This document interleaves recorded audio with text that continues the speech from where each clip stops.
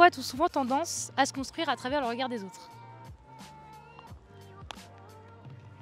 Pourquoi a-t-on souvent tendance à se construire à travers le regard des autres?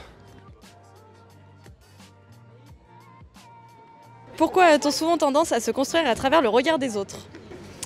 Très bonne question. La société en général veut nous faire ressembler à des moutons. Une personne qui rentre pas dans le moule, il y a forcément des gens qui rentrent un peu plus dans le moule de la société. Il va dire bah non, lui il est bizarre, il s'habille pas comme nous, etc. Il écoute pas les mêmes choses que nous, il fait pas les mêmes activités, etc. Donc bah forcément ça va mener à de la moquerie. Et donc cette personne, pour ne plus subir entre guillemets ces moqueries et le regard des autres, va rentrer dans ce moule et devenir entre guillemets comme tout le monde.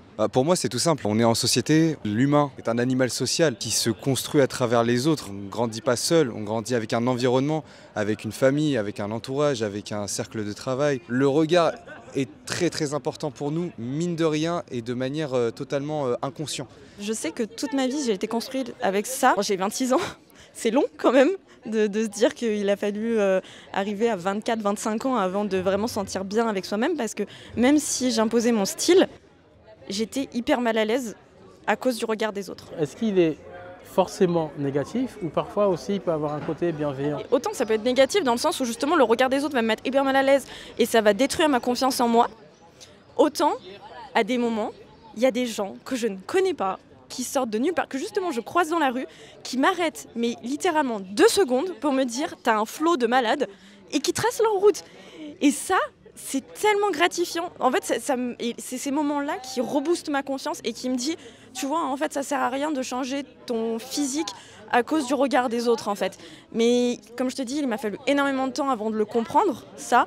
Même si je le faisais, j'étais super mal à l'aise. Pour moi, le regard des autres, il peut avoir que 2 issues. C'est soit il va nous forger, parce qu'on a des regards qui vont être beaucoup plus importants pour nous, la famille, les amis, etc. Soit ils vont nous enterrer plus bactères. Et ça, malheureusement, c'est des choses qui arrivent très souvent. Pour moi, il y en a qui se construisent par rapport à ça, malheureusement. Parce qu'il y en a aussi qui jugent. Il faut s'habiller comme en fait on est. En fait, ça commence par là. Et puis finalement, malheureusement, en fait, la personne ne va pas forcément avancer. Et limite, ça peut en fait commencer à lui mettre un blocage. Pour une fille, pour moi en tout cas, ne pas être comme les autres, ça fait complexer. Ça veut dire quoi ne pas être comme les autres? C'est-à-dire en fait de ne pas ressembler à ce qu'on voit sur les réseaux sociaux et encore plus Instagram. Personnellement, moi ça me fait complexer. Je sais que j'ai pas le corps des femmes que je vois sur Instagram et je trouve que c'est ça qui nous pousse à essayer de ressembler aux autres et à plaire aux autres. Et en fait on se dit que si on ressemble pas à ce qu'on voit, malheureusement on va pas nous voir, on va pas nous regarder, on n'aura pas cette validité. Voir les femmes qui sont alors mais full avantage, elles ont le corps parfait et on sait très bien qu'en fait c'est pas ça la vraie vie et malheureusement c'est ça qui crée des complexes. J'avais aussi cette sensation d'être seule. En fait, quand j'ai grandi, j'ai eu une période où justement j'ai essayé d'être comme les autres. Surtout, tu sais, à l'âge du collège. Moi, j'ai détesté le collège. J'avais un style émo, un peu gothique, où en fait c'était souvent du noir avec des couleurs flashy, des touches de couleurs flashy, tu vois, ce genre de choses. Le truc, c'est que j'étais complètement rejetée. Mais genre vraiment, franchement, moi, il m'a fallu beaucoup de temps avant de me remettre de cette période-là. En fait, c'est pour ça qu'après ça, j'ai voulu rentrer dans le moule un peu, tu vois, où justement, j'ai tellement pris cher que je me suis dit, j'ai pas la force mentale pour supporter ça. Et du coup, je me suis dit, ok, on va rentrer dans le normie et être comme les autres. Mais je me sentais pas bien. Mais en même temps, j'avais plus le regard des autres.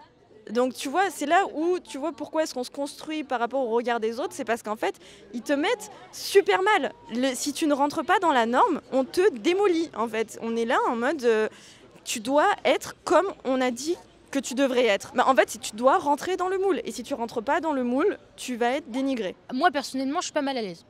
Parce que à force, au fil du temps, j'ai appris à m'accepter, puis j'ai appris que c'est le corps qu'on a et ce corps-là, il est pour toute une vie. Donc ça sert à rien de complexer toute sa vie sur ça. Ce serait plus pour les plus jeunes. Pendant l'adolescence, on se sent énormément mal dans sa peau. On se dit qu'il y a un problème, je ressemble pas à ci, je ressemble pas à ça. Il y a un truc qui va pas, etc. Est-ce que je suis normale? Le problème des filtres sur les réseaux sociaux, c'est que on masque la réalité, encore une fois, pour se plaire à nous-mêmes, mais aussi pour plaire aux autres, pour rentrer dans les critères de la société et des réseaux sociaux, pour en fait rentrer dans le tas, parce qu'en fait au final maintenant, sur toutes les stories, toutes les photos, en fait elles sont toutes filtrées, donc dès que tu vas pas être filtré, dès que tu vas pas avoir quelque chose qui va venir flouter tes pores ou tes boutons, etc., en fait tu vas sortir du lot et tout le monde va être en mode oula, elle a pas bonne mine celle-là, oula, elle s'est pas maquillée, oula, pourquoi elle me met ça sur les réseaux? En fait, c'est trop grave parce qu'en fait, ça devrait être juste naturel. Donc tu veux dire que le fait d'être naturel, c'est devenu maintenant, t'es malade. La plupart du temps, moi je sais que malheureusement, je me maquille tout le temps. quand je sors. Pourquoi malheureusement? Parce que je sais que j'aimerais tellement pouvoir m'assumer au naturel, mais le problème c'est que je me sens pas bien dans ma peau et je me trouve fatiguée. Alors que, en fait, c'est juste le moi normal. Quand je suis en fait dehors et que je mets du maquillage, là je me sens carrément mieux dans ma peau, j'interagis mieux avec les gens et c'est triste à dire en fait d'en être arrivé à ce point-là en fait. Un regard en dit long. On peut voir beaucoup de choses dans les yeux d'une personne. Moi aussi, je suis une personne qui peut juger inconsciemment comme consciemment. Mais au-delà du physique, il va y avoir le style vestimentaire, la démarche, la façon de parler. On peut être une personne qui peut être irritée par la façon de parler des autres et on va le dégager justement avec notre regard. On va le dégager aussi avec notre manière d'être. On grandit, on évolue. Notre regard aussi avec, notre vision des choses. On va peut-être plus ou moins supporter certaines castes de personnes, entre guillemets, certaines catégories socio-professionnelles, certains styles vestimentaires, certaines démarches, certaines démarcations. Ouais, mais après, ça s'apprend justement, c'est de l'acquis, c'est jamais de l'inné. Quand j'étais petite, ouais, moi j'ai souvent vu ça, en fait, le truc où j'ai compris avec le temps que être en dehors de la norme, ça allait m'apporter que de la merde. Enfin, ça allait être très difficile à supporter.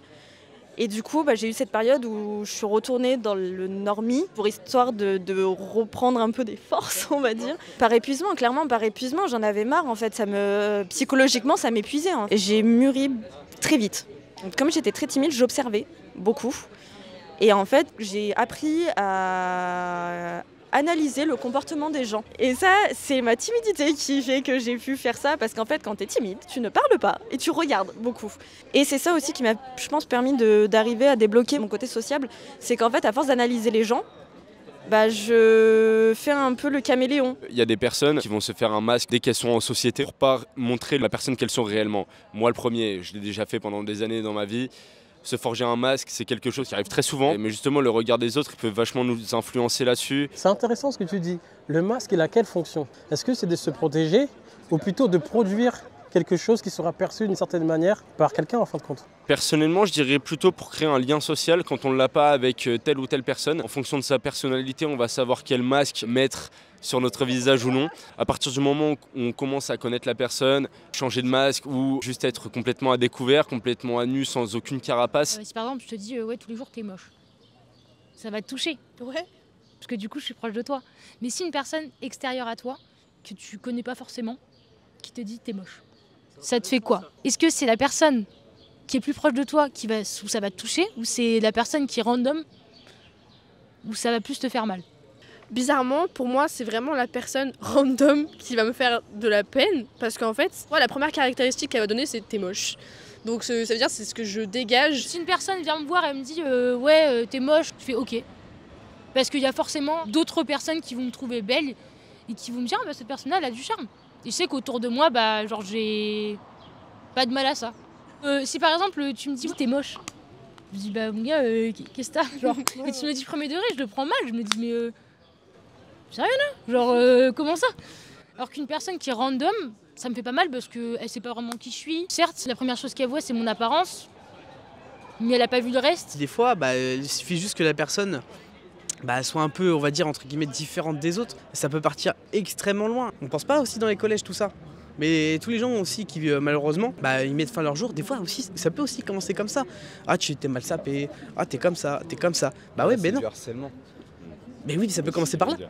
Ça peut commencer par là. Ah, mais ça dépend de la perception que t'en as. Qui dit que t'en as qui vont pas être des très mauvais et qui vont être avec des très gentils. Et les très mauvais, justement, ils vont s'en prendre aux gentils. Tu vois ce que je veux dire? Tous les jours, ça. Oui, mais justement, c'est ça que je veux souligner. Qui ne regarde pas les autres? Qui ne pense pas, en regardant quelqu'un, à tout plein de choses, tout plein d'idées, qu'elles soient bonnes ou qu'elles soient totalement là pour le juger, le dénigrer? Je pense que le regard des gens, on se construit beaucoup par rapport au regard des gens pour pas se sentir mis à l'écart, même des fois harcelé en fait. Tu vois, moi je l'ai fait aussi en étant consciente parce que justement j'avais dit je veux arrêter, j'ai trop pris, là j'ai pris trop cher, j'ai besoin de reprendre des forces. Et aussi je pense que les gens le font parce que ils ont juste pas envie en fait. Enfin, eux ils ont juste pas envie de se faire remarquer. Et c'est pas quelque chose de négatif de pas vouloir se faire remarquer.